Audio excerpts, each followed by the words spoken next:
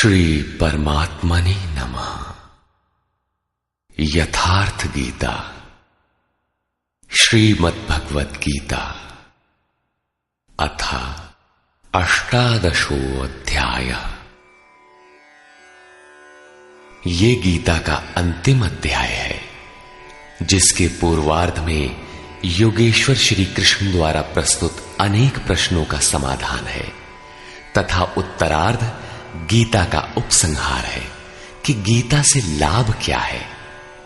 17वें अध्याय में आहार, तप, यज्ञ, दान तथा श्रद्धा का विभाग सहित स्वरूप बताया गया। उसी संदर्भ में त्याग के प्रकार शेष है। अर्जुन ने स्वयं एक प्रश्न रखा कि अर्जुन उवाच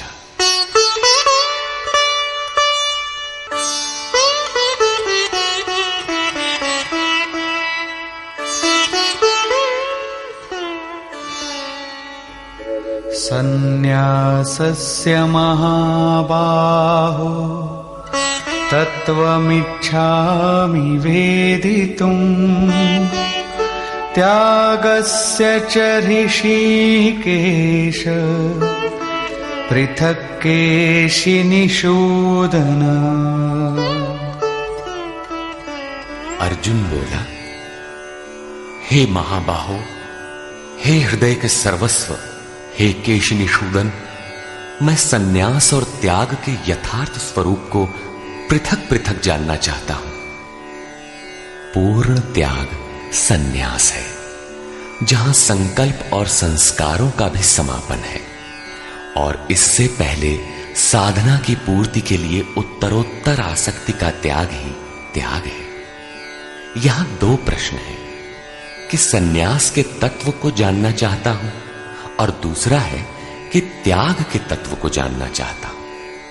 इस पर योगेश्वर श्री कृष्ण ने कहा, श्री भगवान उवाच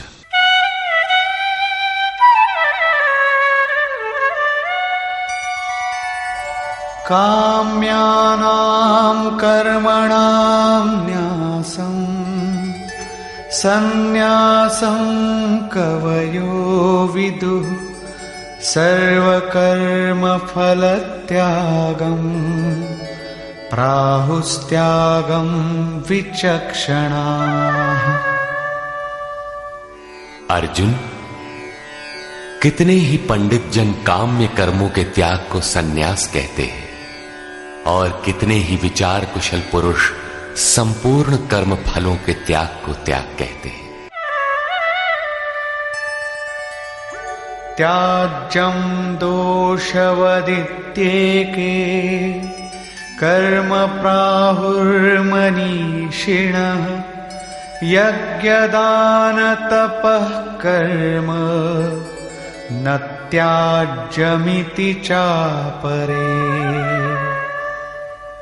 कई एक विद्वान ऐसा कहते हैं कि सभी कर्म दोषयुक्त हैं, अतः त्याग देने योग्य हैं, और दूसरे विद्वान ऐसा कहते हैं कि यज्ञ, दान और तप त्यागने योग्य नहीं है। इस प्रकार अनेक मत प्रस्तुत करके योगेश्वर अपना भी निश्चित मत देते हैं।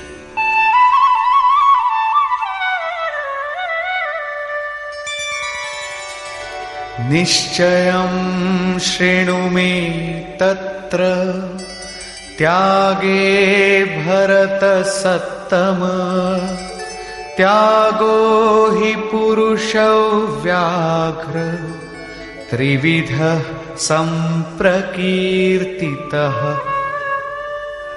हे अर्जुन, उस त्याग के विषय में तू मेरे निश्चय को सुन। हे पुरुष श्रेष्ठ, वो त्याग 3 प्रकार का कहा गया है।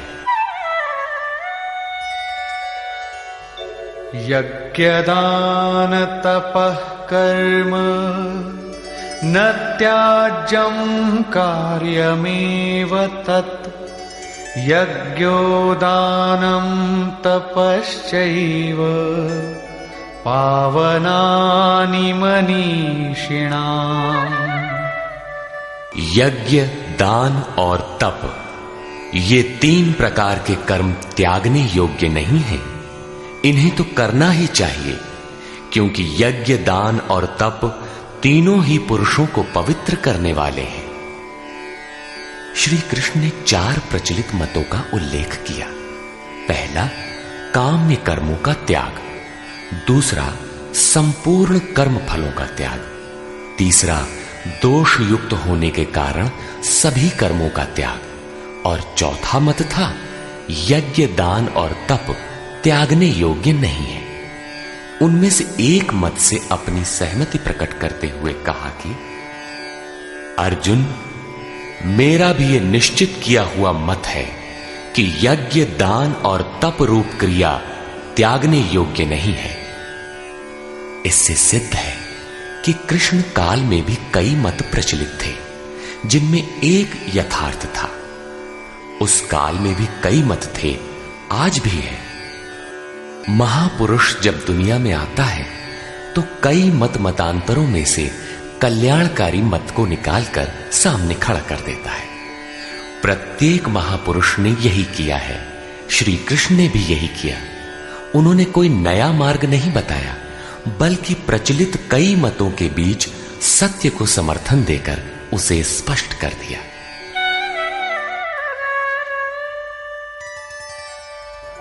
एतान्यपि तु कर्माणि संगं त्यक्त्वा फलानि च कर्तव्यानीति मे पार्थ निश्चितं मतमुत्तमम्। योगेश्वर श्री कृष्ण बल देकर कहते हैं, पार्थ, यज्ञ, दान और तप रूप कर्म आसक्ति और फल को त्याग कर अवश्य करना चाहिए। यह मेरा निश्चय किया हुआ उत्तम मत है। अब अर्जुन के प्रश्न के अनुसार वे त्याग का विश्लेषण करते हैं।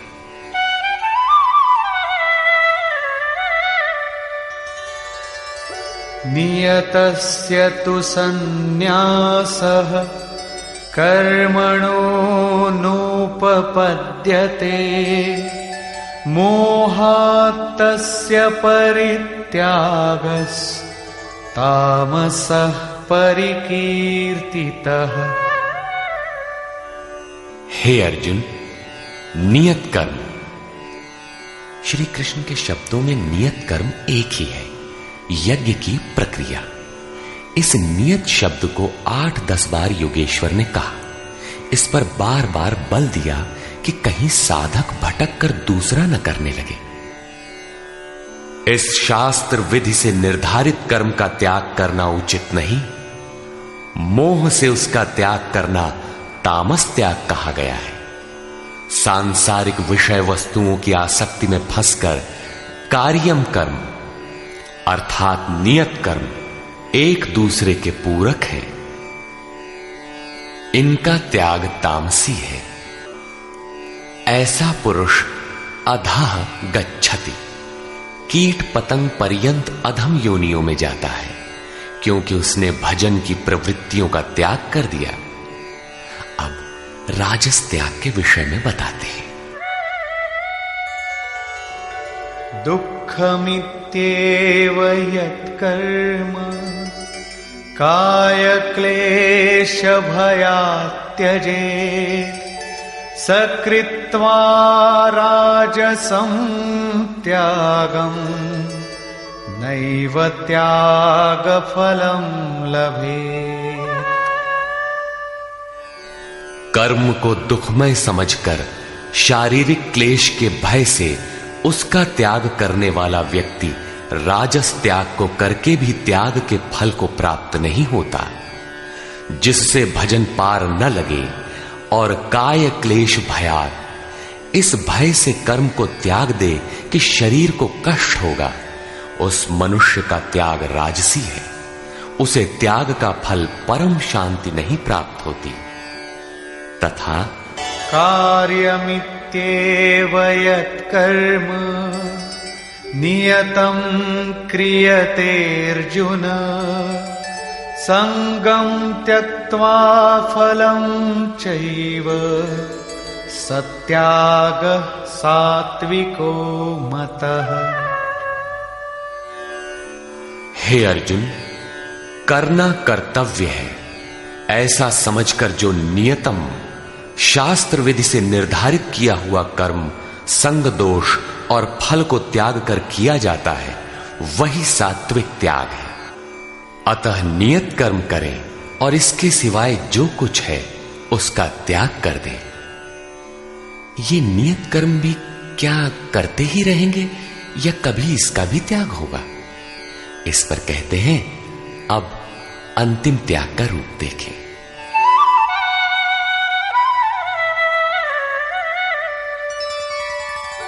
न द्वेष्ट्य कुशलं कर्म कुशलेनानुषज्यते त्यागी सत्त्वसमाविष्टो मेधावी छिन्न संशयः। हे अर्जुन, जो पुरुष अकुशलम कर्म अर्थात अकल्याणकारी कर्म से, शास्त्र नियत कर्म ही कल्याणकारी है, इसके विरोध में जो कुछ है इसी लोक का बंधन है, इसलिए अकल्याणकारी है, ऐसे कर्मों से द्वेष नहीं करता और अकल्याणकारी कर्म में आसक्त नहीं होता। जो करना था वो भी शेष नहीं है, ऐसा सत्व से संयुक्त पुरुष संशय रहित, ज्ञानवान और त्यागी है। उसने सब कुछ त्यागा है, लेकिन प्राप्ति के साथ वो पूर्ण त्याग ही सन्यास है। हो सकता है और कोई सरल रास्ता हो? इस पर कहते हैं, नहीं। नहि देहभृता शक्यं त्यक्तुं कर्माण्यशेषतः यस्तु कर्मफलत्यागी सत्यागीत्यभिधीयते।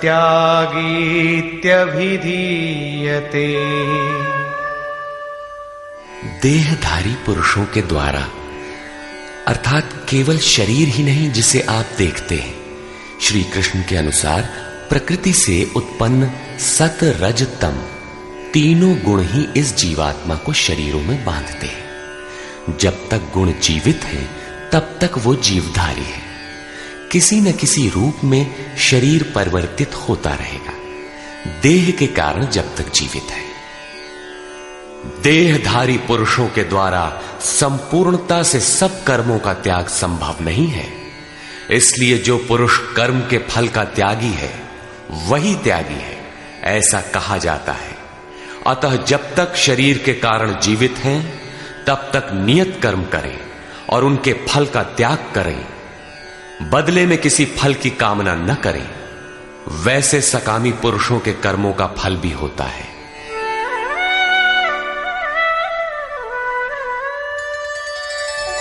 अनिष्टमिष्टं मिश्रञ्च त्रिविधं कर्मणः फलम् भवत्यत्यागिनां प्रीत्य न तु सन्न्यासिनां क्वचित्। सकामी पुरुषों के कर्मों का अच्छा, बुरा और मिला हुआ ऐसा 3 प्रकार का फल मरने के पश्चात भी होता है। जन्म जन्मांतरों तक मिलता है, किंतु सन्यासी नाम सर्वस्व का न्यास अर्थात अंत करने वाले पूर्ण त्यागी पुरुषों के कर्मों का फल किसी भी काल में नहीं होता। यही शुद्ध सन्यास है। सन्यास चरमोत्कृष्ट अवस्था है। भले बुरे कर्मों का फल तथा पूर्ण न्यास काल में उनके अंत का प्रश्न पूरा हुआ। अब पुरुष के द्वारा शुभ अथवा अशुभ कर्म होने में क्या कारण है, इस पर देखें।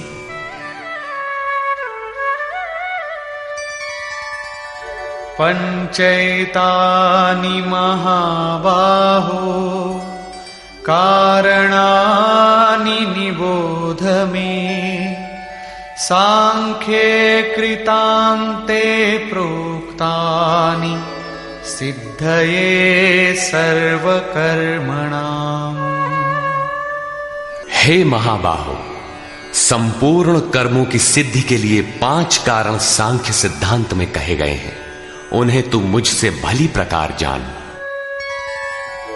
अधिष्ठानं तथा कर्ता करणं च पृथग्विधम् विविधाश्च पृथक् चेष्टा दैवं चैवात्र पंचमम्। इस विषय में कर्ता अर्थात ये मन, पृथक पृथक करण अर्थात जिनके द्वारा किया जाता है, यदि शुभ पार लगता है तो विवेक, वैराग्य, शम, दम, त्याग, अनवरत चिंतन की प्रवृत्तियां करण होंगी। यदि अशुभ पार लगता है तो काम, क्रोध, राग, द्वेष, लिप्सा इत्यादि करण होंगे। इनके द्वारा प्रेरित होंगे नाना प्रकार की न्यारी न्यारी चेष्टाएं अर्थात अनंत इच्छाएं। आधार अर्थात साधन, जिस इच्छा के साथ साधन मिला वही इच्छा पूरी होने लगती है। और 5वां हेतु है दैव अथवा संस्कार। इसकी पुष्टि करते हैं। शरीर वांग मनोभिर्यत् कर्म प्रारभते नरः न्याय्यं वा विपरीतं वा पंचैते तस्य हेतवः।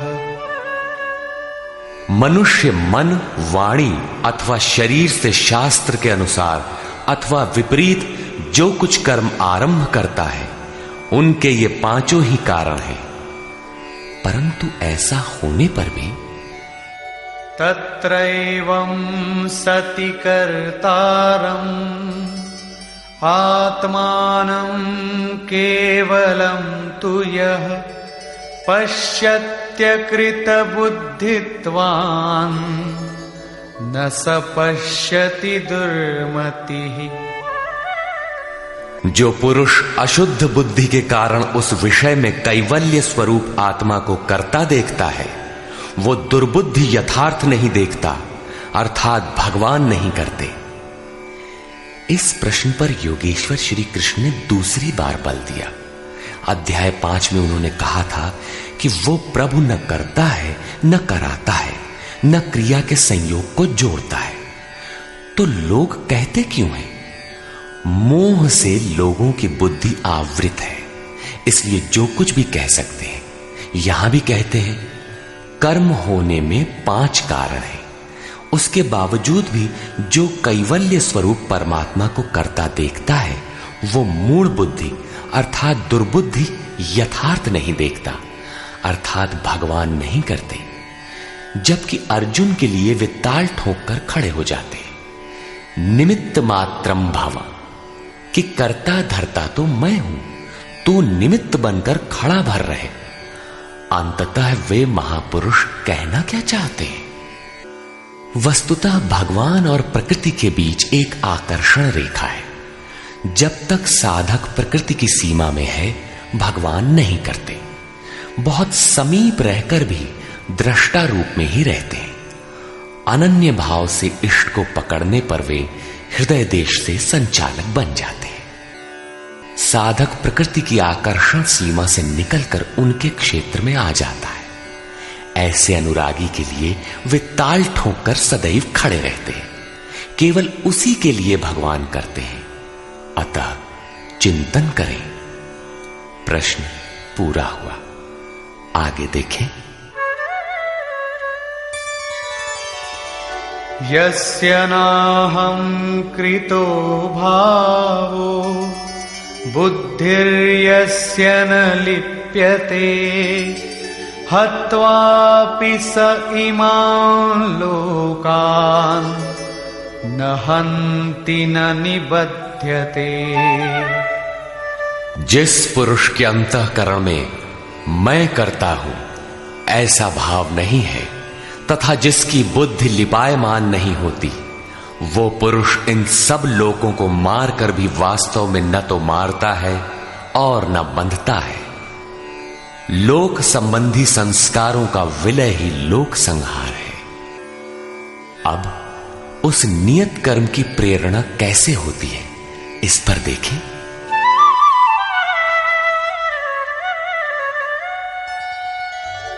ज्ञानम ज्ञेयं परिज्ञाता त्रिविधा कर्म चोदना करणं कर्म कर्तेति त्रिविधः कर्म संग्रहः। अर्जुन, परिज्ञाता अर्थात पूर्ण ज्ञाता महापुरुषों से ज्ञानम, उसको जानने की विधि से, और ज्ञेय, जानने योग्य वस्तु। श्री कृष्ण ने पीछे कहा, मैं ही ज्ञेय, जानने योग्य पदार्थ हूं, से कर्म करने की प्रेरणा मिलती है। पहले तो पूर्ण ज्ञाता कोई महापुरुष हो, उनके द्वारा उस ज्ञान को जानने की विधि प्राप्त हो, लक्ष्य ज्ञेय पर दृष्टि हो, तभी कर्म की प्रेरणा मिलती है। और कर्ता अर्थात मन की लगन, करण अर्थात विवेक, वैराग्य, शम, दम इत्यादि, तथा कर्म की जानकारी से कर्म का संग्रह होता है, कर्म इकट्ठा होने लगता है। पीछे कहा गया था कि प्राप्ति के पश्चात उस पुरुष का कर्म किए जाने से कोई प्रयोजन नहीं होता और न छोड़ने से हानि ही होती है। फिर भी लोक संग्रह अर्थात पीछे वालों के हृदय में कल्याणकारी साधनों के संग्रह के लिए वो कर्म में बरतता है। कर्ता, करण और कर्म के द्वारा इनका संग्रह होता है। ज्ञान, कर्म और कर्ता के भी तीन तीन भेद हैं। ज्ञानम कर्म च कर्ता च त्रिधैव गुण भेदतः प्रोच्यते गुण संख्यानि यथावत् शृणुतान्यपि। ज्ञान, कर्म तथा कर्ता भी गुणों के भेद से सांख्य शास्त्र में तीन तीन प्रकार के कहे गए हैं, उन्हें भी तू यथावत सुन। प्रस्तुत है पहले ज्ञान का भेद। सर्वभूतेषु येनैकं भावमव्ययमीक्षते अविभक्तं विभक्तेषु तज्ज्ञानं विद्धि सात्विकम्। अर्जुन, जिस ज्ञान से मनुष्य पृथक पृथक सब भूतों में एक अविनाशी परमात्म भाव को विभाग रहित एक रस देखता है, उस ज्ञान को तू सात्विक जान। ज्ञान प्रत्यक्ष अनुभूति है, जिसके साथ ही गुणों का अंत होना है। ये ज्ञान की परिपक्व अवस्था है। अब राजस ज्ञान देखें। पृथक्त्वेन तु यज्ज्ञानं नानाभावान् पृथक्विधान् वेत्ति सर्वेषु भूतेषु तज्ज्ञानं विद्धि राजसम्। जो ज्ञान संपूर्ण भूतों में भिन्न प्रकार के अनेक भावों को अलग अलग करके जानता है कि ये अच्छा है, ये बुरे हैं, उस ज्ञान को तू राजस जान। ऐसी स्थिति है तो राजसी स्तर पर तुम्हारा ज्ञान है। अब देखें तामस ज्ञान।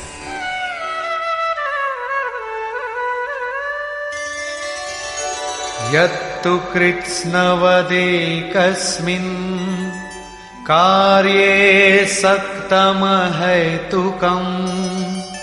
अतत्त्वार्थवदल्पञ्च तत्तामसमुदाहृतम्। जो ज्ञान एकमात्र शरीर में ही संपूर्णता के सदृश आसक्त है, युक्ति रहित अर्थात जिसके पीछे कोई क्रिया नहीं है, तत्व के अर्थ स्वरूप परमात्मा की जानकारी से अलग करने वाला और तुच्छ है, वो ज्ञान तामस कहा जाता है।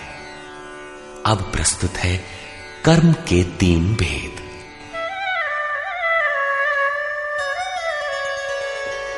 नियतं संगरहितं अरागद्वेषतः कृतं अफलप्रेप्सुना कर्म यत्तत् सात्विकमुच्यते।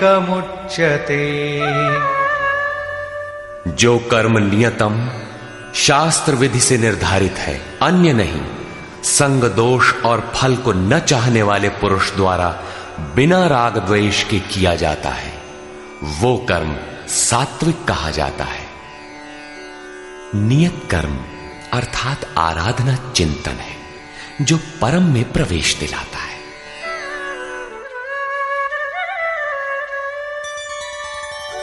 यत्तु कामेप्सुना कर्म साहंकारेण वा पुनः क्रियते बहुलायासं तद्राजसमुदाहृतम्। जो कर्म बहुत परिश्रम से युक्त है, फल को चाहने वाले और अहंकार युक्त पुरुष द्वारा किया जाता है, वो कर्म राजस कहा जाता है।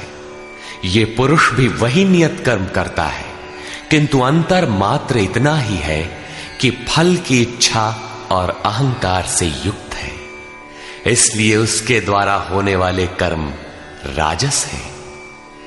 अब देखें तामस।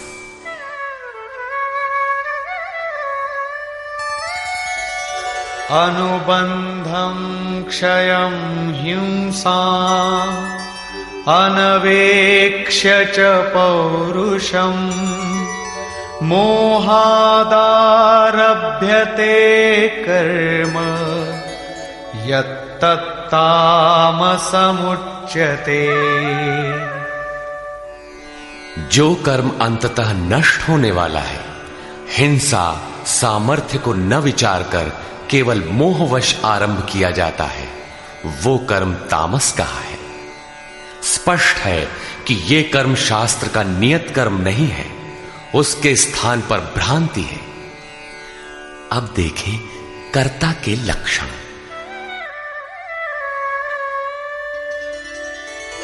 मुक्त संगो नहं वादी धृत्युत्साह समन्वितः सिद्ध्य सिद्ध्योर्निर्विकारः कर्ता सात्विक उच्यते। जो कर्ता संग दोष से रहित होकर अहंकार के वचन न बोलने वाला, धैर्य और उत्साह से युक्त होकर कार्य के सिद्ध होने और न होने में हर्ष शोक इत्यादि विकारों से सर्वथा रहित होकर कर्म में अर्थात अहिर्निश प्रवृत्त है, वो कर्ता सात्विक कहा जाता है। यही उत्तम साधक के लक्षण है। कर्म वही है, नियत कर्म।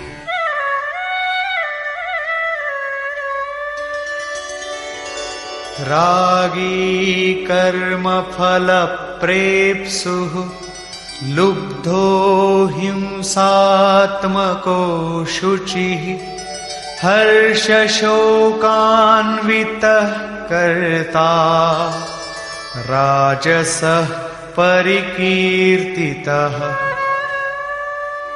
आसक्ति युक्त कर्मों के फल को चाहने वाला, लोलुप, आत्माओं को कष्ट देने वाला, अपवित्र और हर्ष शोक से जो लिप्त है, वो कर्ता राजस कहा गया है।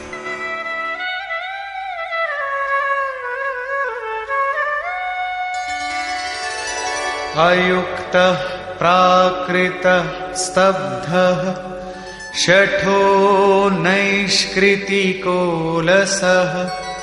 विषादी दीर्घसूत्री च कर्ता तामस उच्यते। जो चंचल चित्त वाला, असभ्य, घमंडी, धूर्त, दूसरे के कार्यों में बाधा पहुंचाने वाला, शोक करने के स्वभाव वाला, आलसी और दीर्घ सूत्री है कि फिर कर लेंगे, वो कर्ता तामस कहा जाता है। दीर्घ सूत्री कर्म को कल पर टालने वाला है, यद्यपि करने की इच्छा उसे भी रहती है। इस प्रकार कर्ता के लक्षण पूरे हुए। अब योगेश्वर श्री कृष्ण ने नवीन प्रश्न उठाया, बुद्धि, धारणा और सुख के लक्षण।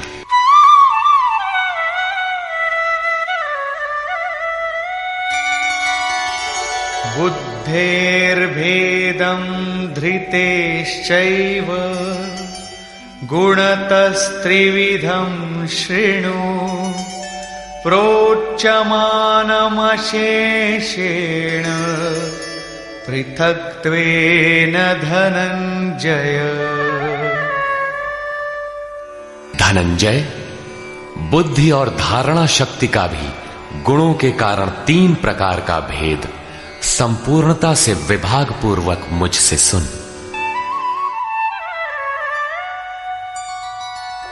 प्रवृत्तिं च निवृत्तिं च कार्याकार्ये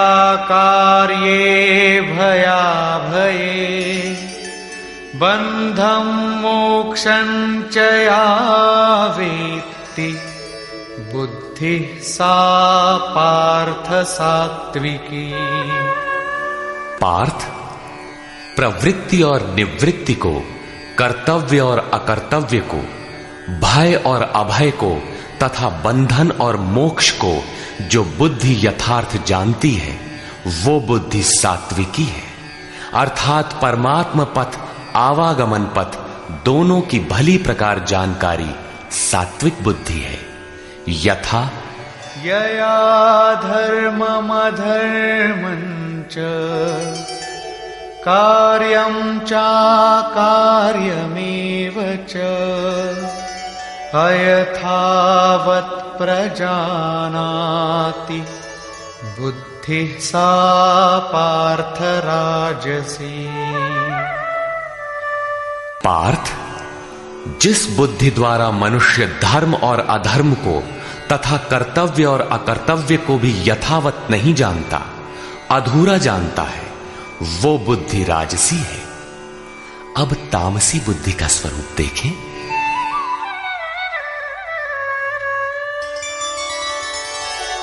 अधर्मं धर्ममिति या मन्यते तमसावृता सर्वार्थान् विपरीतांश्च बुद्धि सा पार्थ तामसी। पार्थ, तमोगुण से ढकी हुई जो बुद्धि अधर्म को धर्म मानती है तथा संपूर्ण हितों को विपरीत ही देखती है, वो बुद्धि तामसी है। यहां श्लोक 30 से 32 तक बुद्धि के 3 भेद बताए गए। पहली बुद्धि तो किस कार्य से निवृत्त होना है और किस में प्रवृत्त होना है, कौन कर्तव्य है और कौन अकर्तव्य है, इसकी भली प्रकार जानकारी रखती है, वो बुद्धि सात्विक है। जो कर्तव्य अकर्तव्य को धूमिल ढंग से जानती है, यथार्थ नहीं जानती, वो राजसी बुद्धि है। और अधर्म को धर्म, नश्वर को शाश्वत तथा हित को अहित, इस प्रकार विपरीत जानकारी वाली बुद्धि तामसी है। इस प्रकार बुद्धि के भेद समाप्त हुए। अब प्रस्तुत है दूसरा प्रश्न, धृति, धारणा के 3 भेद।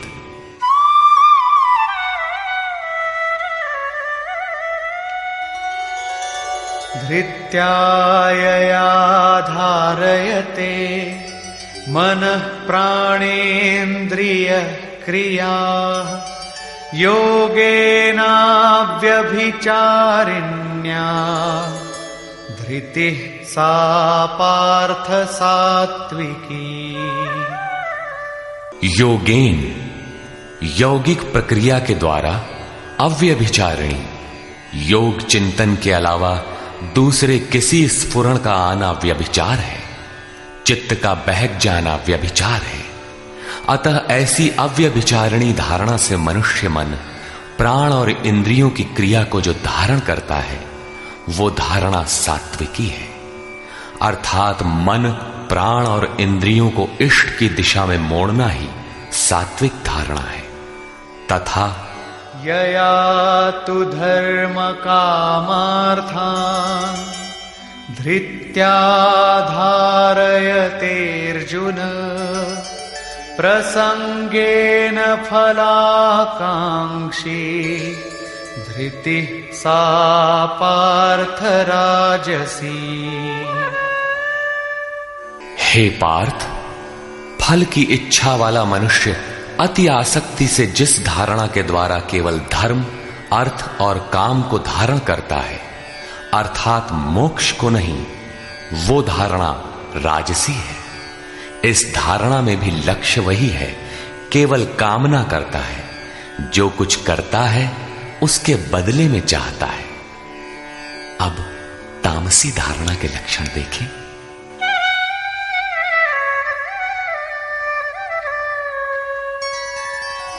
यया स्वप्नं भयं शोकं विषादं मदमेव च न विमुञ्चति दुर्मेधा धृतिः सा पार्थ तामसी। हे पार्थ, दुष्ट बुद्धि वाला मनुष्य जिस धारणा के द्वारा निद्रा, भय, चिंता, दुख और अभिमान को भी अर्थात नहीं छोड़ता, इन सबको धारण किए रहता है, वो धारणा तामसी है। ये प्रश्न पूरा हुआ। अगला प्रश्न है सुख।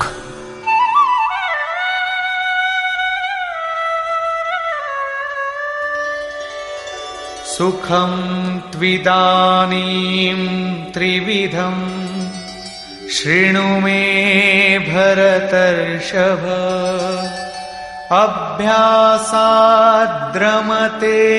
यत्र दुःखान्तं च निगच्छति। अर्जुन, अब सुख भी 3 प्रकार का मुझसे सुन। उनमें से जिस सुख में साधक अभ्यास से रमण करता है, अर्थात चित्त को समेटकर इष्ट में रमण करता है, और जो दुखों का अंत करने वाला है, तथा यत्तदग्रे विषमिव परिणामे मृतोपमम् तत्सुखं सात्विकं प्रोक्तम् आत्मबुद्धिप्रसादजम्।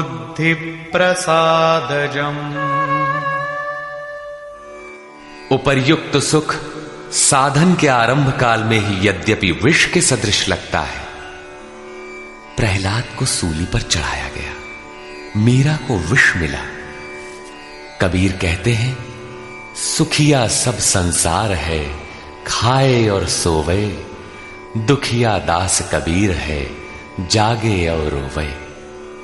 अतः आरंभ में विष जैसा भासता है, परंतु परिणाम में अमृत तुल्य है, अमृत तत्व को दिलाने वाला है। अतः आत्म विषयक बुद्धि के प्रसाद से उत्पन्न हुआ सुख सात्विक कहा गया है। तथा विषयेन्द्रिय संयोगात् यत्तदग्रे मृतोपमम् परिणामे विषमिव तत्सुखं राजसं स्मृतम्। जो सुख विषय और इंद्रियों के संयोग से होता है, वो यद्यपि भोग काल में अमृत के सदृश लगता है, किंतु परिणाम में विष के सदृश है, क्योंकि जन्म मृत्यु का कारण है। वो सुख राजस कहा गया है। तथा यदग्रे चानुबंधे च सुखं मोहनमात्मनः निद्रालस्य प्रमादोत्थम् तत्तामसमुदाहृतम्।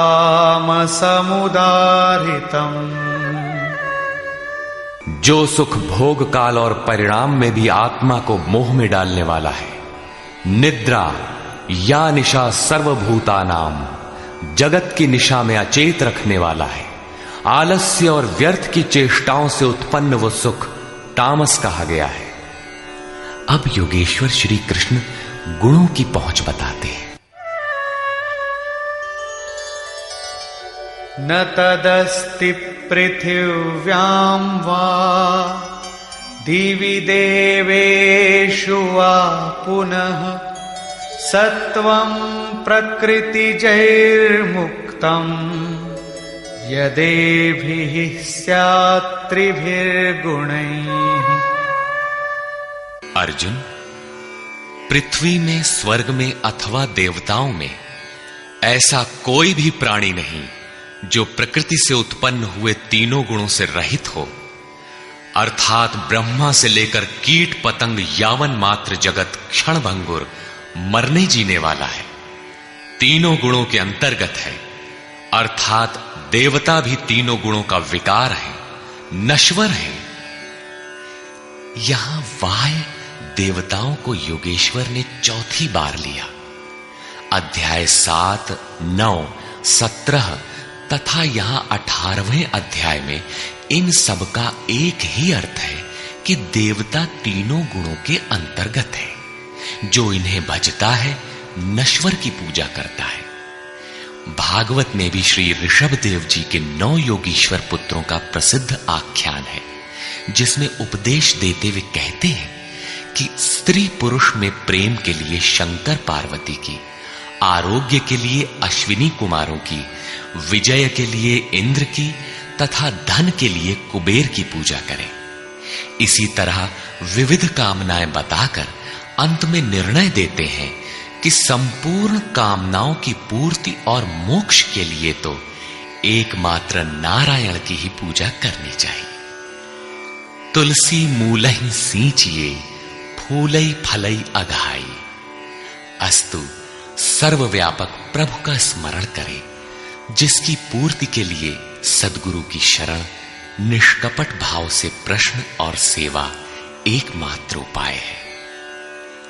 आसुरी और दैवी संपद अंतःकरण की 2 वृत्तियां हैं, जिसमें दैवी संपद परम देव परमात्मा का दिग्दर्शन कराती है, इसलिए दैवी कही जाती है।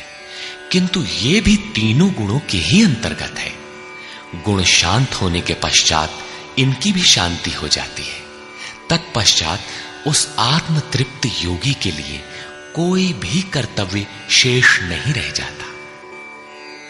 अब प्रस्तुत है पीछे से आरंभ हुआ प्रश्न, वर्ण व्यवस्था।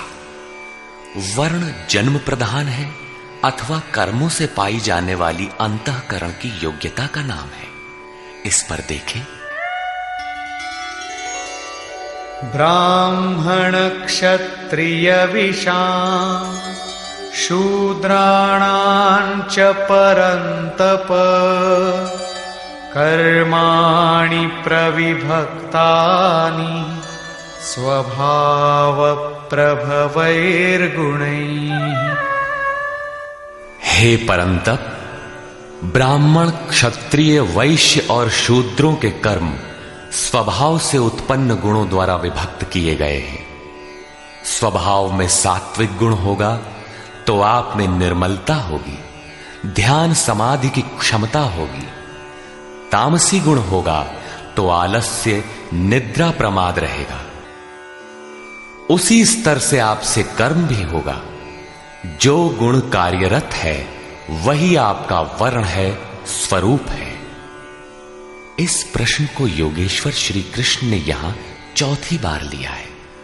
अध्याय 2 में इन 4 वर्णों में से एक क्षत्रिय का नाम लिया कि क्षत्रिय के लिए युद्ध से श्रेयतर कोई मार्ग नहीं है। तीसरे अध्याय में उन्होंने कहा कि दुर्बल गुण वाले के लिए भी उसके स्वभाव से उत्पन्न योग्यता के अनुसार धर्म में प्रवृत्त होना, उसमें मर जाना भी परम कल्याणकारक है। दूसरों की नकल करना भयावह है।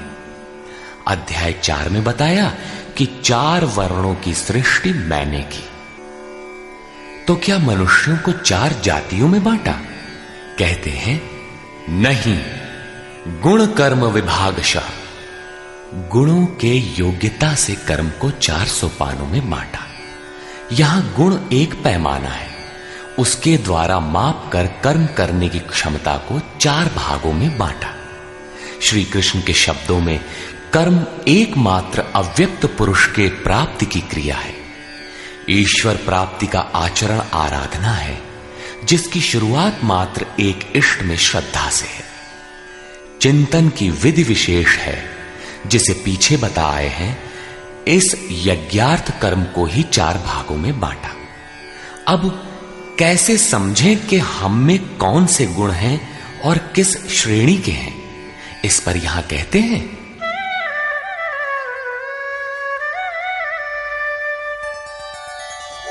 शमोदमस्तपः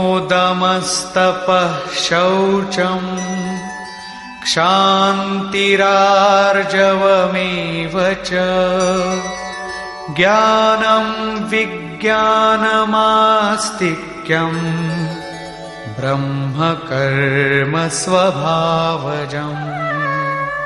मन का शमन, इंद्रियों का दमन, पूर्ण पवित्रता, मन, वाणी और शरीर को इष्ट के अनुरूप तपाना, क्षमा भाव, मन, इंद्रियों और शरीर की सर्वथा सरलता, आस्तिक बुद्धि अर्थात एक इष्ट में सच्ची आस्था, ज्ञान अर्थात परमात्मा की जानकारी का संचार, विज्ञान अर्थात परमात्मा से मिलने वाले निर्देशों की जागृति एवं उसके अनुसार चलने की क्षमता, ये सब स्वभाव से उत्पन्न हुए ब्राह्मण के कर्म है।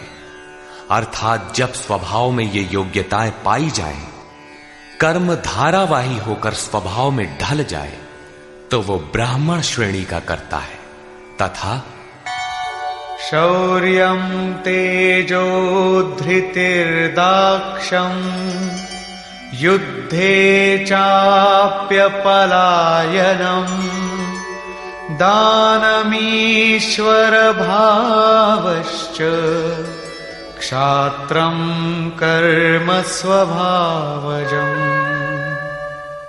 शूरवीरता, ईश्वरीय तेज का मिलना, धैर्य, चिंतन में दक्षता अर्थात कर्मसु कौशलम, कर्म करने में दक्षता, प्रकृति के संघर्ष से न भागने का स्वभाव, दान अर्थात सर्वस्व का समर्पण, सब भावों पर स्वामी भाव अर्थात ईश्वर भाव, ये सब क्षत्रिय के स्वभावजम, स्वभाव से उत्पन्न हुए कर्म है। स्वभाव में ये योग्यताएं पाई जाती हैं तो वो कर्ता क्षत्रिय है। अब प्रस्तुत है वैश्य तथा शूद्र का स्वरूप।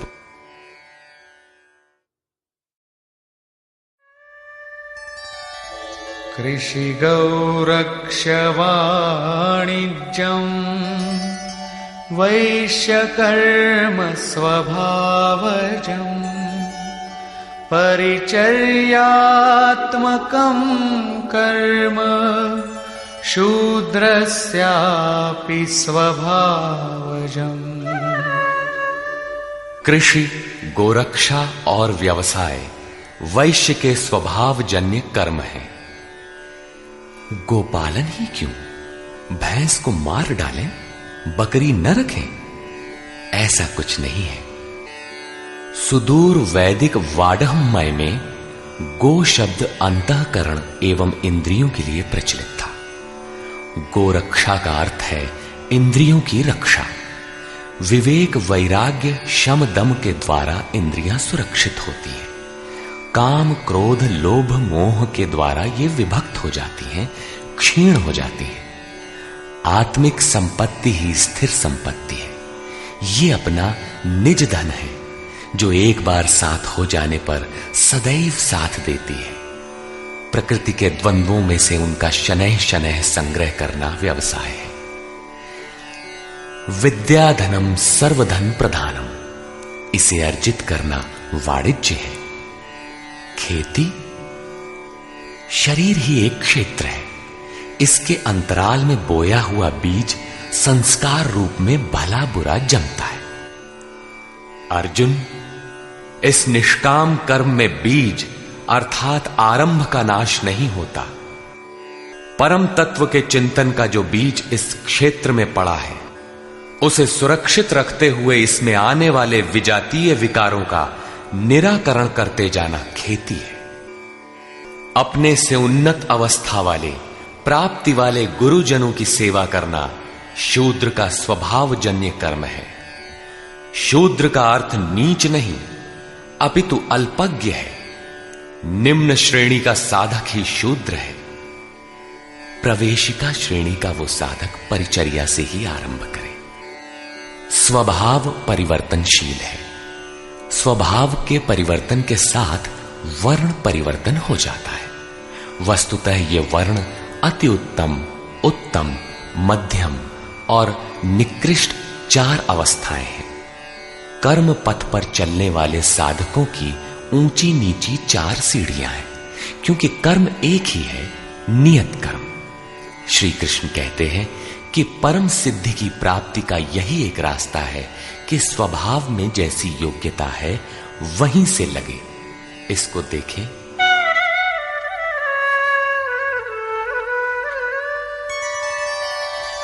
स्वे स्वे कर्मण्यभिरतः संसिद्धिं लभते नरः स्वकर्मनिरतः सिद्धिं यथा विन्दति तच्छृणु।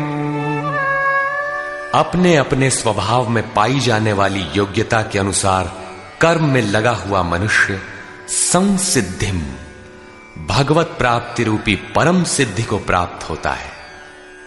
पहले भी कहे आए हैं, इस कर्म को करके तू परम सिद्धि को प्राप्त होगा। कौन सा कर्म करके? अर्जुन, तू शास्त्र विधि से निर्धारित कर्म, यज्ञार्थ कर्म कर।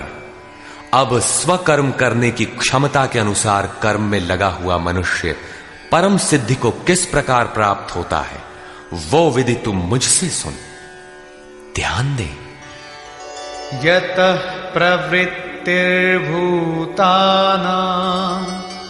येन सर्वमिदं ततं स्वकर्मणा तमभ्यर्च्य सिद्धिं विन्दति मानवः।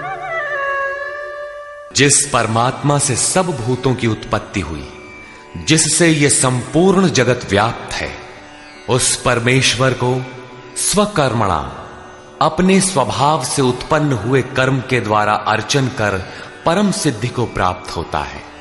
अतः परमात्मा की भावना और परमात्मा का ही सर्वांगीण अर्चन और क्रमशः चलना आवश्यक है। जैसे कोई बड़ी कक्षा में बैठ जाए तो छोटी भी खो देगा और बड़ी तो मिलेगी ही नहीं। अतः इस कर्म पथ पर सोपानशः चलने का विधान है। जैसे अध्याय 18 के 6 श्लोक में। इसी पर पुनः बल देते हुए कहते हैं कि आप अल्पज्ञ ही क्यों ना हो, वहीं से आरंभ करें। वो विधि है परमात्मा के प्रति समर्पण।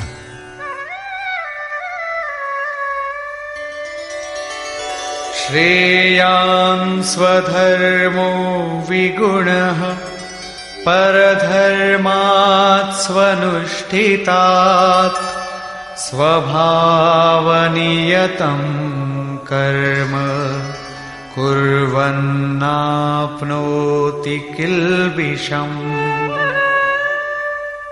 अच्छी प्रकार अनुष्ठान किए हुए दूसरे के धर्म से गुण रहित भी स्वधर्म परम कल्याणकारक है।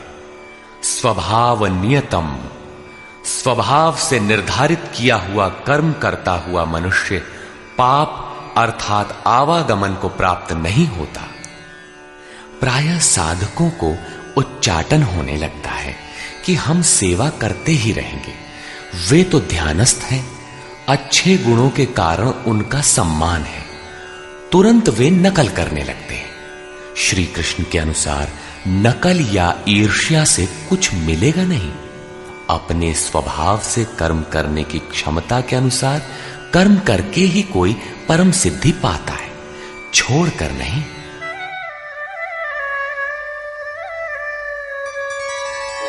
सहजं कर्म कौन्तेय सदोषमपि न त्यजेत्।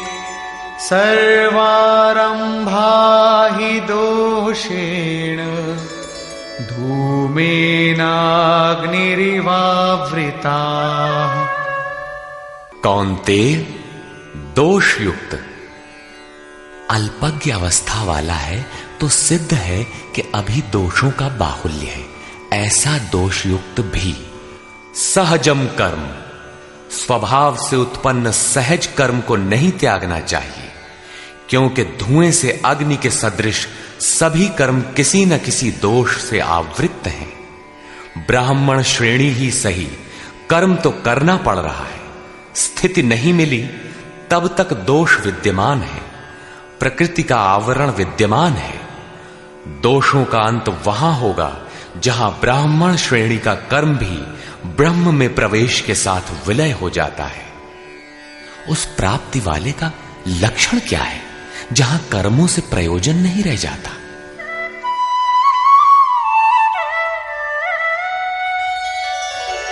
असक्त बुद्धि सर्वत्र जितात्मा विगत स्पृहः। नैष्कर्म्य सिद्धिं परमां सन्न्यासेनाधिगच्छति। सर्वत्र आसक्ति से रहित बुद्धि वाला, स्पृहा से सर्वथा रहित, जीते हुए अंतःकरण वाला पुरुष सन्यासी नाम सर्वस्व के न्यास की अवस्था में परम नैष्कर्म्य की सिद्धि को प्राप्त होता है। यहां सन्यास और परम नैष्कर्म्य सिद्धि पर्याय है। यहां सांख्य योगी वहीं पहुंचता है जहां की निष्काम कर्मयोगी। ये उपलब्धि दोनों मार्गियों के लिए समान है। अब परम नैष्कर्म्य सिद्धि को प्राप्त हुआ पुरुष जैसे ब्रह्म को प्राप्त होता है, उसका संक्षेप में चित्रण करते हैं।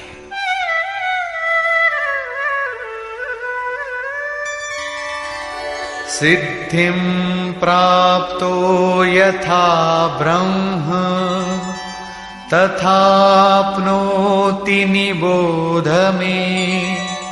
समासेनैव कौन्तेय निष्ठा ज्ञानस्य या परा। कौन्तेय, जो ज्ञान की परानिष्ठा है, पराकाष्ठा है, उस परम सिद्धि को प्राप्त हुआ पुरुष ब्रह्म को जैसे प्राप्त होता है, उस विधि को तू मुझसे संक्षेप में जान। अगले श्लोक में वही विधि बता रहे हैं, ध्यान दे। बुद्ध्या विशुद्धया युक्तो धृत्यात्मानं नियम्य च।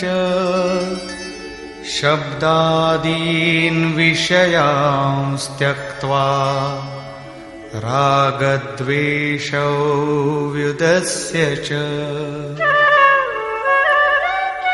विविक्तसेवी लघ्वाशी यत वाक्कायमानसः।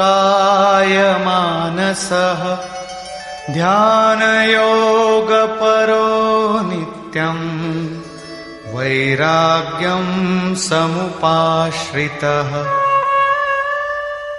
अर्जुन, विशेष रूप से शुद्ध बुद्धि से युक्त एकांत और शुभ देश का सेवन करने वाला, साधना में जितना सहायक हो उतना ही आहार करने वाला, जीते हुए मन, वाणी और शरीर वाला, दृढ़ वैराग्य को भली प्रकार प्राप्त हुआ पुरुष निरंतर ध्यान योग के परायण और ऐसी धारणा से युक्त, अर्थात इसी सब को धारण करने वाला तथा अंतःकरण को वश में करके शब्दादिक विषयों को त्याग कर, राग द्वेष को नष्ट करके तथा अहंकारं बलं दर्पं कामं क्रोधं परिग्रहं विमुच्य निर्ममः शान्तो ब्रह्मभूयाय कल्पते।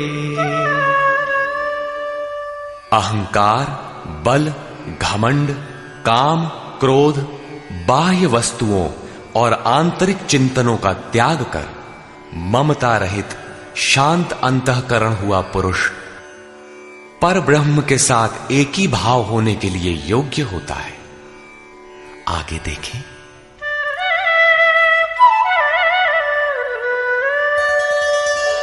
ब्रह्मभूतः प्रसन्नात्मा न शोचति न कांक्षति समः सर्वेषु भूतेषु मद्भक्तिं लभते पराम्। ब्रह्म के साथ एक ही भाव होने की योग्यता वाला वो प्रसन्न चित्त पुरुष न तो किसी वस्तु के लिए शोक करता है और न किसी की आकांक्षा ही करता है। सब भूतों में समभाव हुआ वो भक्ति की पराकाष्ठा पर है। भक्ति अपना परिणाम देने की स्थिति में है जहां ब्रह्म में प्रवेश मिलता है। अब भक्त्या मामभिजानाति यावान्यश्चास्मि तत्त्वतः ततो मां तत्त्वतो ज्ञात्वा विशते तदनन्तरम्। उस पराभक्ति के द्वारा वो मुझे तत्व से भली प्रकार जानता है। वो तत्व है क्या? मैं जो और जिस प्रभाव वाला हूं, अजर अमर शाश्वत जिन अलौकिक गुणधर्मों वाला हूं, उसे जानता है और मुझे तत्व से जानकर तत्काल ही मुझ में प्रवेश कर जाता है। प्राप्ति काल में तो भगवान दिखाई पड़ते हैं और प्राप्ति के ठीक बाद तत्क्षण वो अपने ही आत्म स्वरूप को उन ईश्वरीय गुण धर्मों से युक्त पाता है कि आत्मा ही अजर अमर शाश्वत अव्यक्त और सनातन है। अहंकार, बल, दर्प, काम, क्रोध, मद, मोह इत्यादि प्रकृति में गिराने वाले विकार जब सर्वथा शांत हो जाते हैं और विवेक, वैराग्य, शम, दम, एकांत सेवन, ध्यान इत्यादि ब्रह्म में प्रवेश दिलाने वाली योग्यताएं जब पूर्णतया परिपक्व हो जाती है, उस समय वो ब्रह्म को जानने योग्य होता है। उस योग्यता का नाम ही पराभक्ति है। इसी योग्यता द्वारा वो तत्व को जानता है। तत्व है क्या? मुझे जानता है। भगवान जो है, जिन विभूतियों से युक्त है, उसे जानता है और मुझे जानकर तत्क्षण मुझ में ही स्थित हो जाता है। अर्थात ब्रह्म, तत्व, ईश्वर, परमात्मा और आत्मा एक दूसरे के पर्याय हैं। एक की जानकारी के साथ ही इन सब की जानकारी हो जाती है।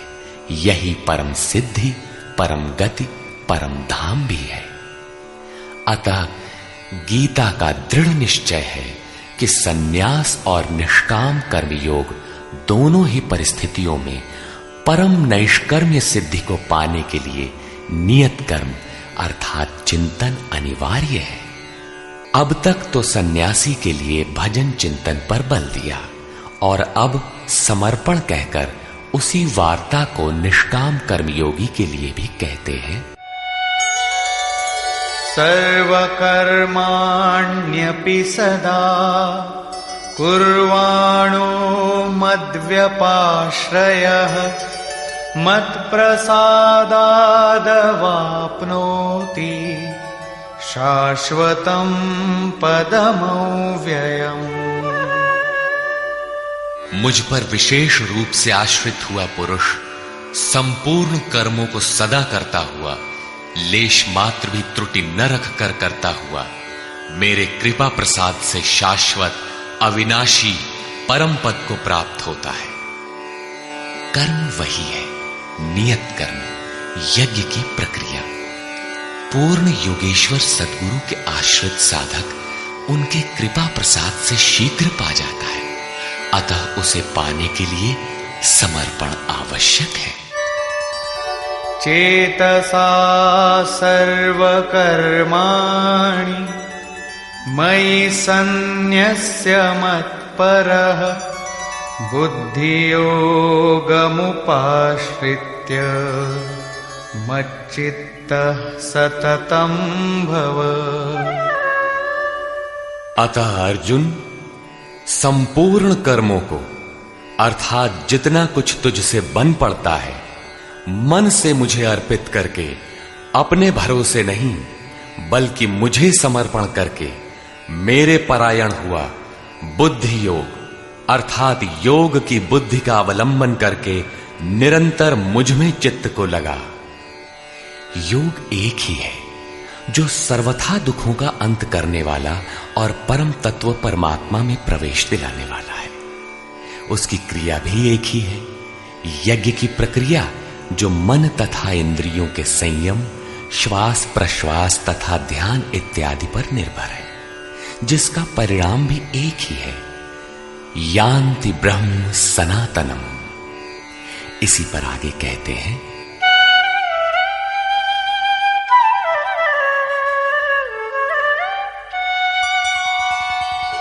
मच्चित्तः सर्वदुर्गाणि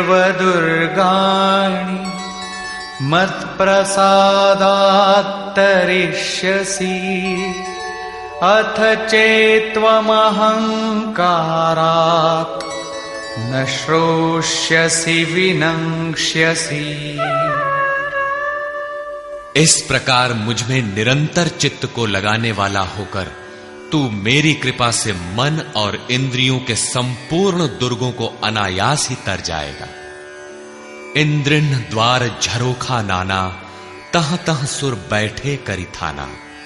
आवत देखहि विषय वयारी, ते हठि देहि कपाट उघारी।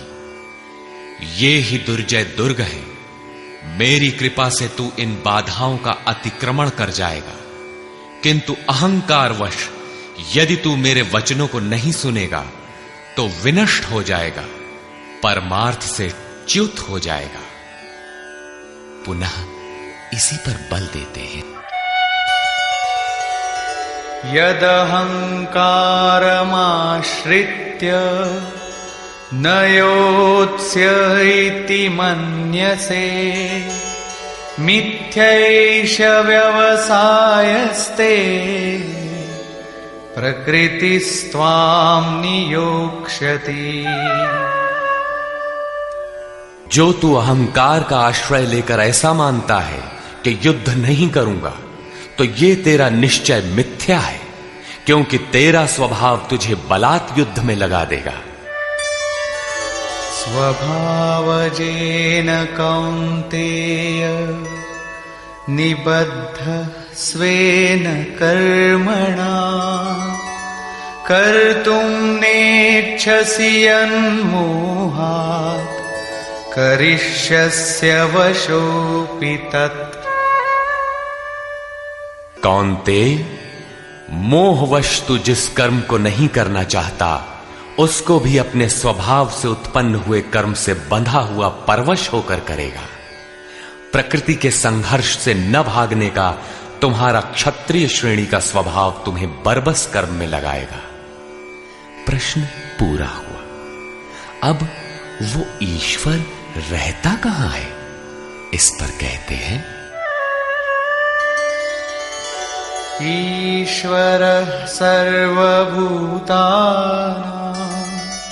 हृद्देशेऽर्जुन तिष्ठति भ्रामयन् सर्वभूतानि यन्त्रारूढानि मायया। अर्जुन, वो ईश्वर संपूर्ण भूत प्राणियों के हृदय देश में निवास करता है।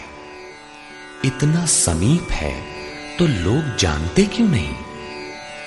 माया रूपी यंत्र में आरूढ़ होकर सब लोग भ्रमवश चक्कर लगाते ही रहते हैं, इसलिए नहीं जानते। ये यंत्र बड़ा बाधक है जो बार बार नश्वर कलेवरों अर्थात शरीरों में घुमाता रहता है। तो शरण किसकी लें? तमेव शरणं गच्छ सर्वभावेन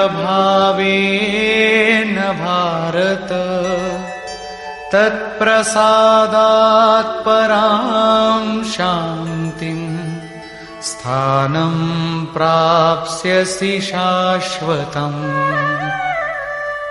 इसलिए हे भारत, संपूर्ण भाव से उस ईश्वर की जो हृदय देश में स्थित है अनन्य शरण को प्राप्त हो। उनके कृपा प्रसाद से तू परम शांति शाश्वत परम धाम को प्राप्त होगा। अतः ध्यान करना है तो हृदय देश में करें। ईश्वर का निवास स्थान हृदय है। भागवत के चतुश्लोकी गीता का सारांश भी यही है कि वैसे तो मैं सर्वत्र हूं, किंतु प्राप्त होता हूं तो हृदय देश में ध्यान करने से ही। इति ते ज्ञानमाख्यातम् गुह्याद्गुह्यतरं मया, विमृश्यैतदशेषेण यथेच्छसि तथा कुरु। इस प्रकार बस इतना ही गोपनीय से भी अति गोपनीय ज्ञान मैंने तेरे लिए कहा है। इस विधि से संपूर्ण रूप से विचार कर, फिर तू जैसा चाहता है वैसा कर। सत्य यही है, शोध की स्थली यही है, प्राप्ति की स्थली भी यही है। किंतु हृदय स्थित ईश्वर दिखाई नहीं देता, इस पर उपाय बताते हैं।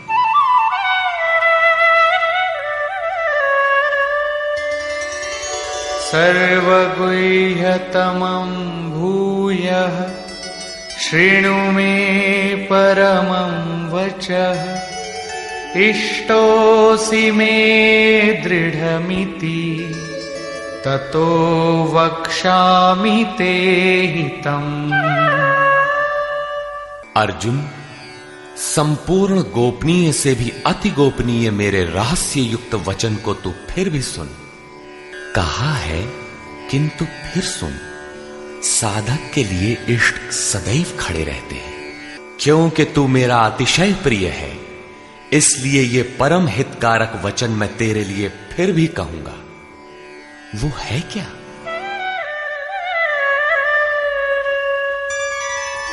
मन्मना भव मद्भक्तो मद्याजी मां नमस्कुरु, मामे वैष्यसि सत्यं ते प्रतिजाने प्रियोऽसि मे।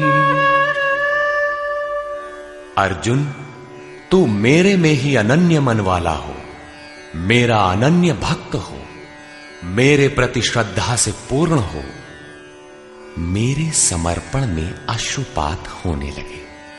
मेरे को ही नमन कर, ऐसा करने से तू मेरे को ही प्राप्त होगा। ये मैं तेरे लिए सत्य प्रतिज्ञा करके कहता हूं, क्योंकि तू मेरा अत्यंत प्रिय है। पीछे बताया ईश्वर हृदय देश में है, उसकी शरण में जा। यहां कहते हैं मेरी शरण आ। ये अति गोपनीय रहस्य युक्त वचन सुन कि मेरी शरण आओ। वास्तव में योगेश्वर श्री कृष्ण कहना क्या चाहते हैं? यही कि साधक के लिए सद्गुरु की शरण नितांत आवश्यक है। श्री कृष्ण एक पूर्ण योगेश्वर थे। अब समर्पण की विधि बताते हैं।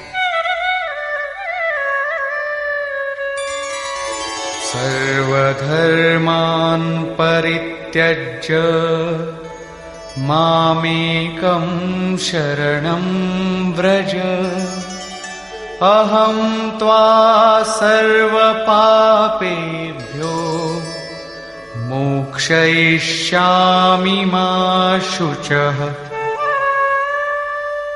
संपूर्ण धर्मों को त्याग कर, अर्थात मैं ब्राह्मण श्रेणी का करता हूं या शूद्र श्रेणी का, क्षत्रिय हूं अथवा वैश्य, इसके विचार को त्याग कर केवल एक मेरी अनन्य शरण को प्राप्त हो।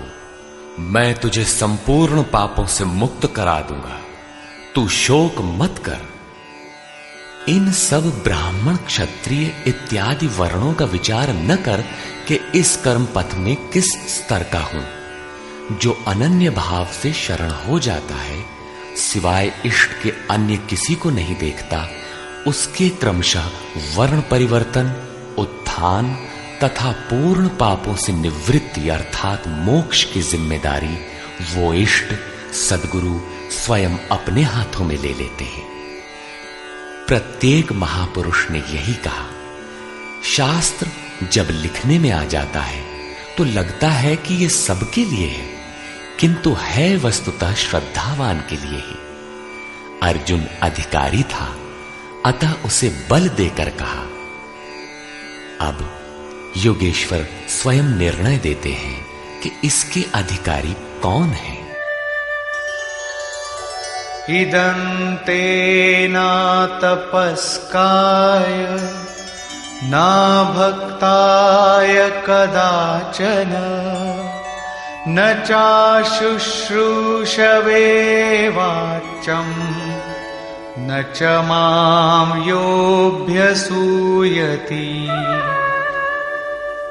अर्जुन, इस प्रकार तेरे हित के लिए कहे हुए इस गीता के उपदेश को किसी काल में भूल कर भी न तो तप रहित मनुष्य के प्रति कहना चाहिए, न भक्ति रहित के प्रति कहना चाहिए, न बिना सुनने की इच्छा वाले के प्रति कहना चाहिए। और जो मेरी निंदा करता है, ये दोष है, वो दोष है, इस प्रकार झूठी आलोचना करता है, उसके प्रति भी नहीं कहना चाहिए। महापुरुष ही तो थे जिनके समक्ष स्तुतिकर्ताओं के साथ साथ कतिपय निंदक भी रहे होंगे। इनसे तो नहीं कहना चाहिए, किंतु प्रश्न स्वाभाविक है कि कहा किससे जाए। इस पर देखें।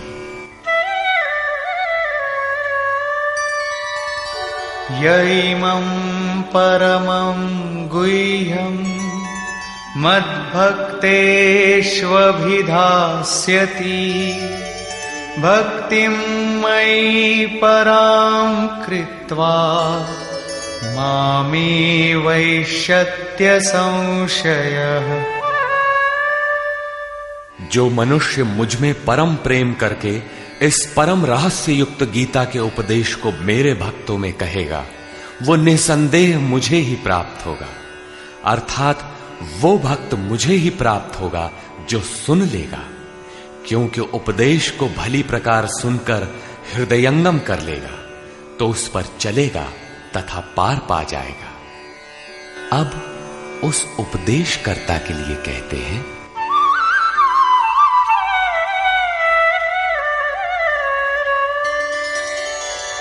न च तस्मान् मनुष्येषु कश्चिन्मे प्रियकृत्तमः भविता न च मे तस्माद् अन्यः प्रियतरो भुवि। न तो उससे बढ़कर मेरा अतिशय प्रिय कार्य करने वाला मनुष्यों में कोई है, और न उससे बढ़कर मेरा अत्यंत प्यारा पृथ्वी में दूसरा कोई होगा। किससे? जो मेरे भक्तों में मेरा उपदेश करेगा, उनको उधर उस पथ पर चलाएगा, क्योंकि कल्याण का यही एक स्रोत है, राजमार्ग है। अब देखें अध्ययन। अध्येष्यते च य इमम् धर्म्यं संवादमावयोः ज्ञानयज्ञेन तेनाहम् इष्टः स्यामिति मे मतिः।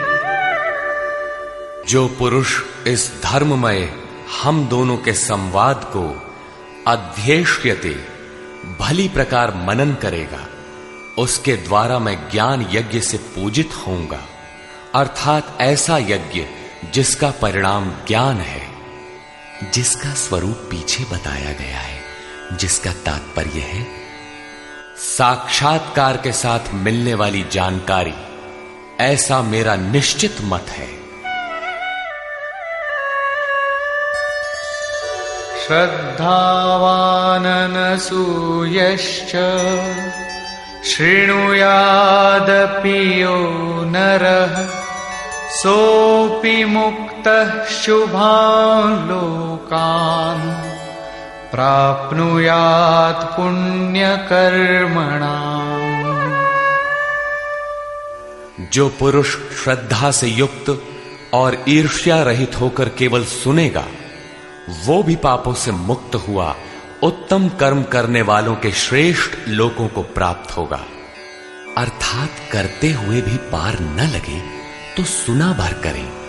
उत्तम लोक तब भी हैं क्योंकि वो चित्त में उन उपदेशों को ग्रहण तो करता है।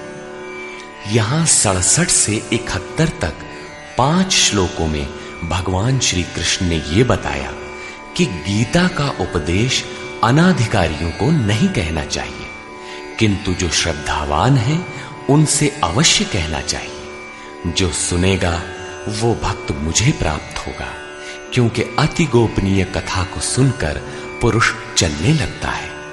जो भक्तों में कहेगा उससे अधिक प्रिय कहने वाला मेरा कोई नहीं है। जो अध्ययन करेगा उसके द्वारा मैं ज्ञान यज्ञ से पूजित होऊंगा। यज्ञ का परिणाम ही ज्ञान है। जो गीता के अनुसार कर्म करने में असमर्थ है किंतु श्रद्धा से मात्र सुनेगा, वो भी पुण्य लोकों को प्राप्त होगा। इस प्रकार भगवान श्री कृष्ण ने इसके कहने सुनने तथा अध्ययन का फल बताया। प्रश्न पूरा हुआ। अब अंत में वे अर्जुन से पूछते हैं कि कुछ समझ में आया?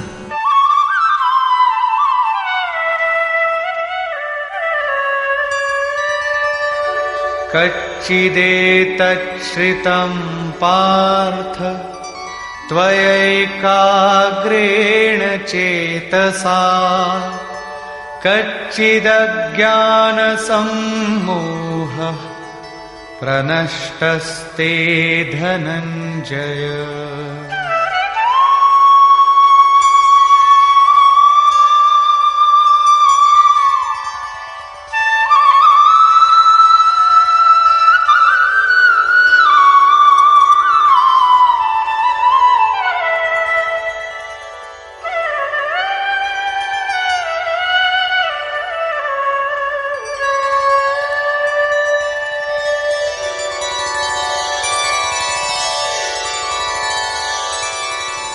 हे पार्थ, क्या मेरा ये वचन तूने एकाग्रचित्त होकर सुना?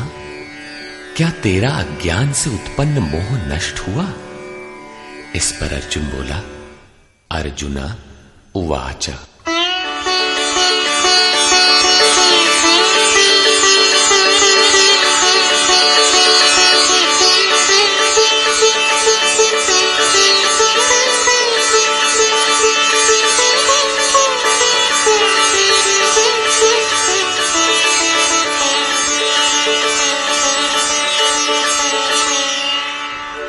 नष्टो मोहः स्मृतिर्लब्धा त्वत्प्रसादान्मयाच्युत स्थितोऽस्मि गतसन्देहः करिष्ये वचनं तव।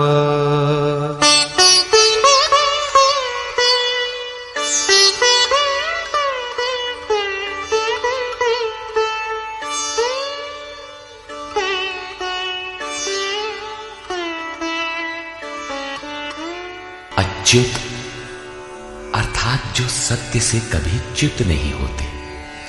आपकी कृपा से मेरा मोह नष्ट हो गया है, मुझे स्मृति प्राप्त हुई है, मुझे याद है, अब मैं संशय रहित हुआ स्थित हूं और आपकी आज्ञा का पालन करूंगा।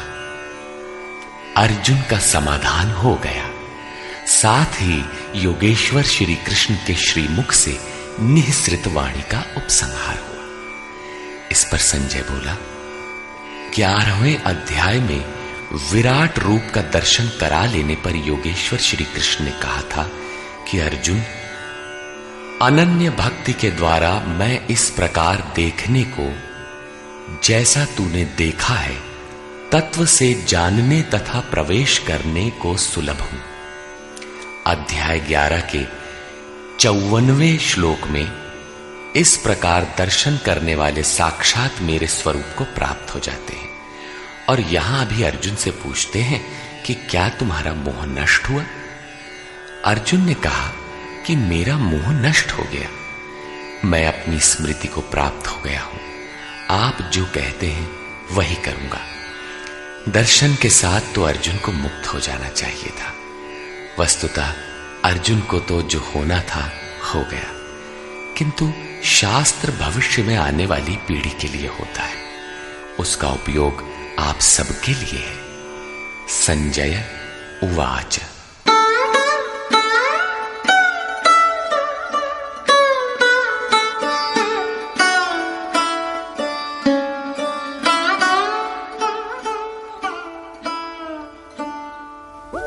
इत्यहं वासुदेवस्य पार्थस्य च महात्मनः संवादमिममश्रौषम् अद्भुतं रोमहर्षणम्।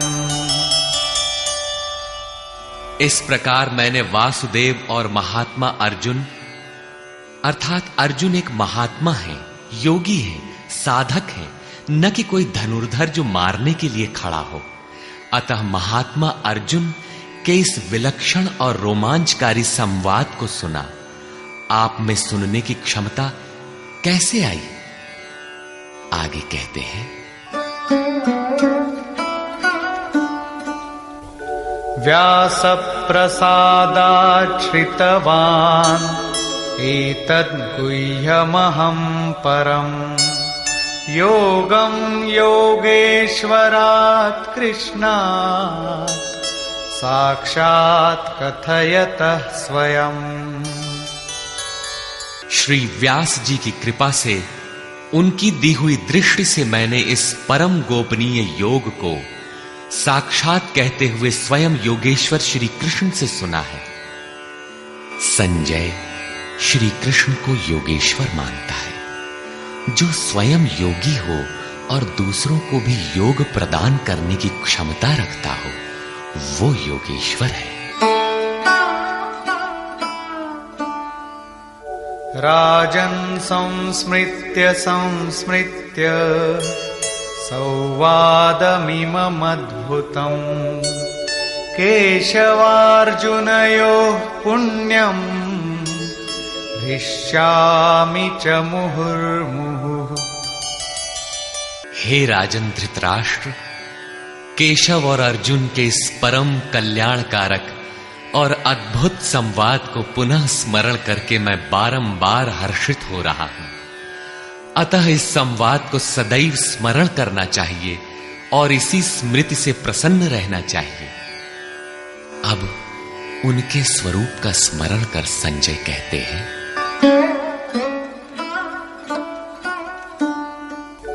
तच्च संस्मृत्य संस्मृत्य रूपमत्यद्भुतं हरेः विस्मयो मे महान् राजन् हृष्यामि च पुनः पुनः। हे राजन, हरि के अर्थात जो शुभाशुभ सर्व का हरण कर स्वयं शेष रहते हैं, उन हरि के अति अद्भुत रूप को पुनः पुनः स्मरण करके मेरे चित्त में महान आश्चर्य होता है और मैं बारंबार हर्षित होता हूं। इष्ट का स्वरूप बार बार स्मरण करने की वस्तु है। अंत में संजय निर्णय देते हैं,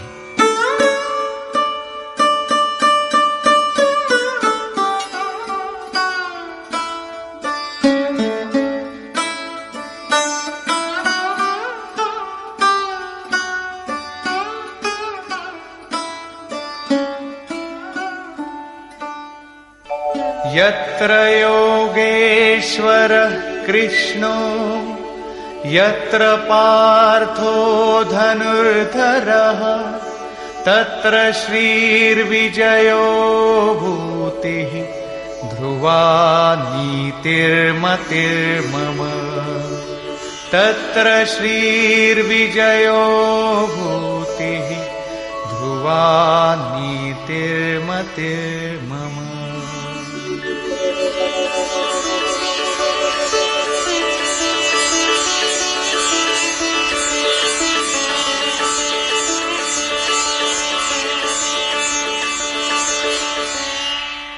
राजन, जहां योगेश्वर श्री कृष्ण और धनुर्धर अर्जुन अर्थात ध्यान ही धनुष है, इंद्रियों की दृढ़ता ही गांडीव है, अर्थात स्थिरता के साथ ध्यान धरने वाला महात्मा अर्जुन है, वहीं पर श्री ऐश्वर्य विजय जिसके पीछे हार नहीं है, ईश्वरीय विभूति और चल संसार में अचल रहने वाली नीति है, ऐसा मेरा मत है। आज तो धनुर्धर अर्जुन है नहीं, ये नीति विजय विभूति तो अर्जुन तक सीमित रह गई, तत्सामयिक थी यह तो द्वापर में ही समाप्त हो गई। लेकिन ऐसी बात नहीं है। योगेश्वर श्री कृष्ण ने बताया कि मैं सबके हृदय देश में निवास करता हूं, आपके हृदय में भी वे हैं। अनुराग ही अर्जुन है। अनुराग आपके अंतःकरण की इष्टोन्मुख लगन का नाम है।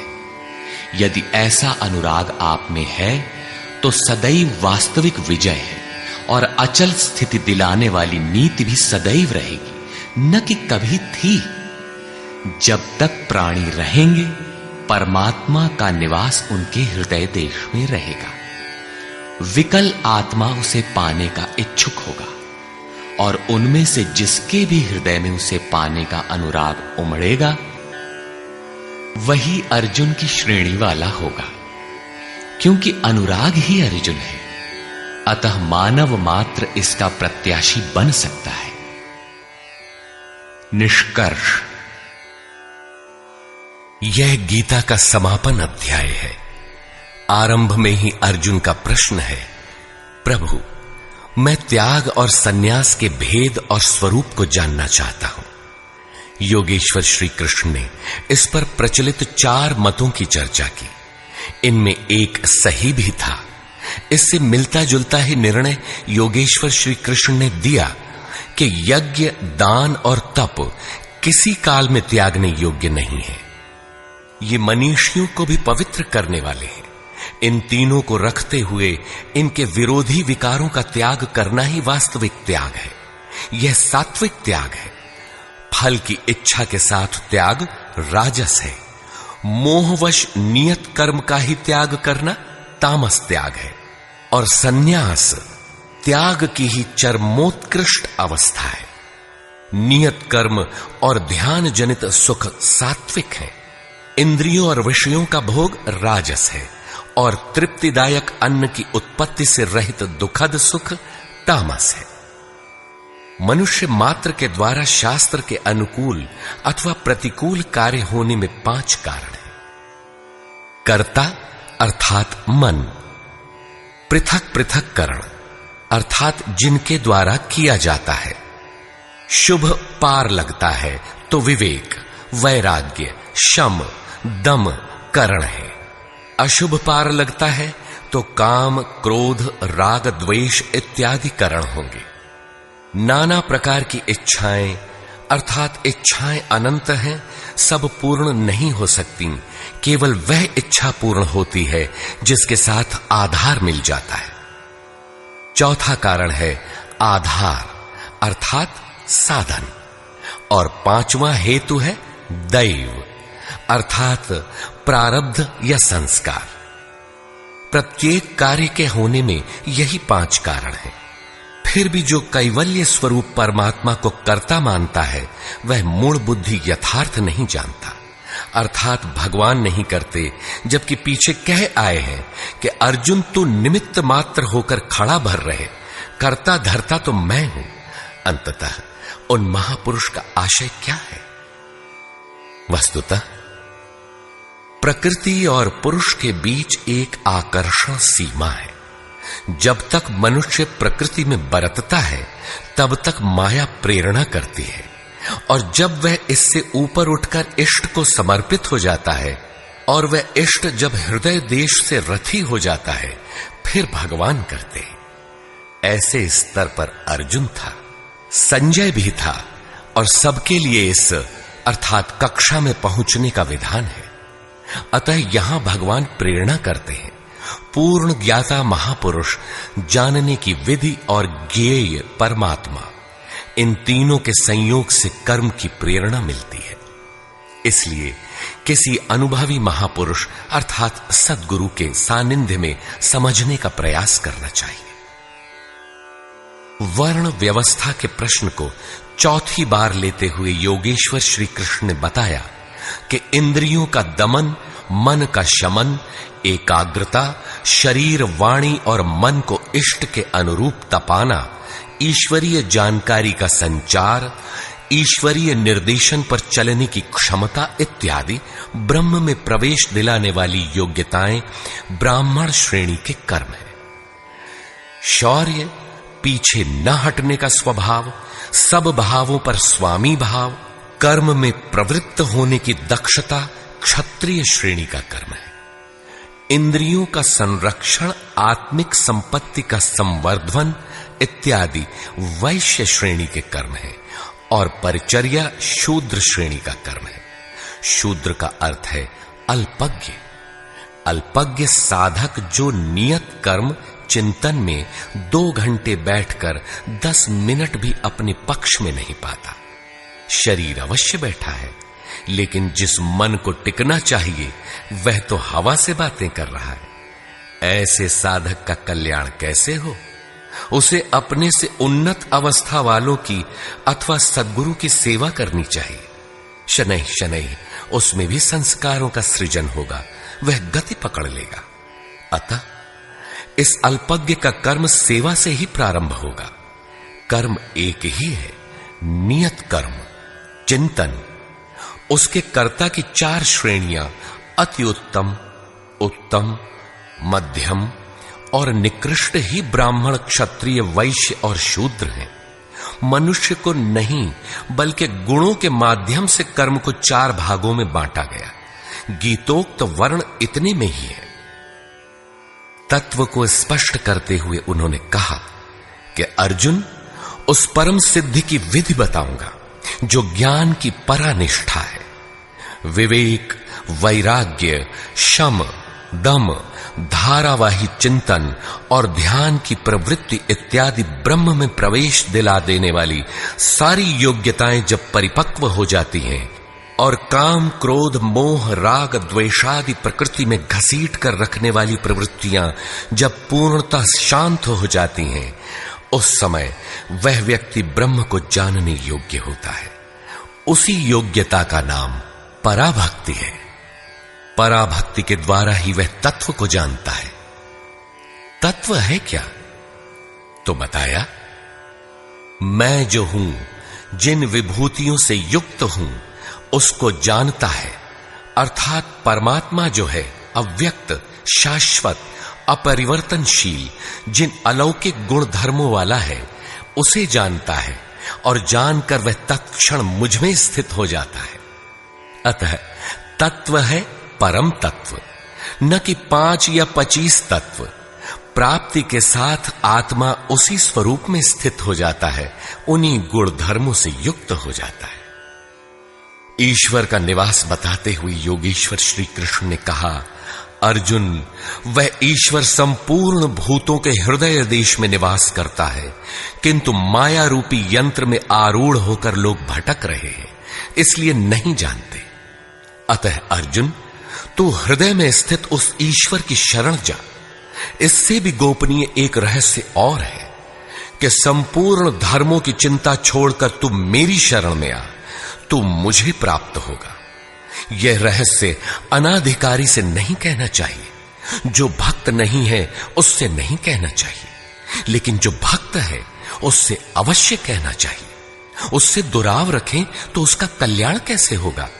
अंत में योगेश्वर श्री कृष्ण ने पूछा, अर्जुन, मैंने जो कुछ कहा उसे तूने भली प्रकार सुना, समझा? तुम्हारा मोह नष्ट हुआ कि नहीं? अर्जुन ने कहा, भगवान, मेरा मोह नष्ट हो गया है।